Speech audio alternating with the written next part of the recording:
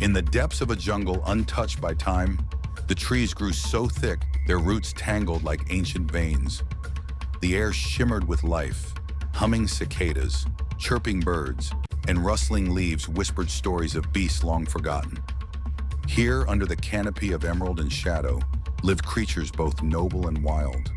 But none were quite like Kabi, a boy with no past but the jungle's heartbeat. Kabi had been found as a babe, swaddled in rags beneath a banyan tree, by Raksha, a watchful tigress scarred by battles and softened by motherhood. She had taken him in not out of pity, but because the jungle had spoken. This child was meant to walk its paths. Raised beside cubs and taught the code of claw and fang, Kabi learned to climb faster than monkeys and speak with the growl of wolves he belonged. But peace in the jungle never lingers. One dry season, the waterhole shrank and the balance turned brittle. Into this thirsty land came Dagan, a rogue panther once banished for bloodlust. He did not hunt to survive, but to dominate.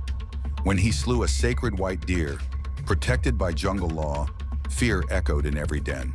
The elders gathered, but it was Kabi who stood, bold-eyed, and challenged Dagan's rule. With only a wooden spear and Raksha's teachings, Kabi faced Dagan at Moonstone Clearing. The jungle watched, breathless.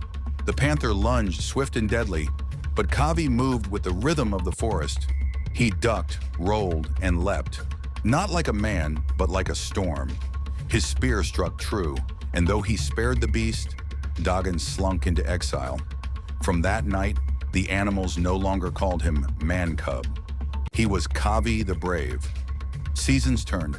One day fire appeared on the horizon, men with machines and metal. Kabi stood at the edge of their world, watching them tear trees like paper. A girl his age saw him, curious and unafraid. Her name was Anya.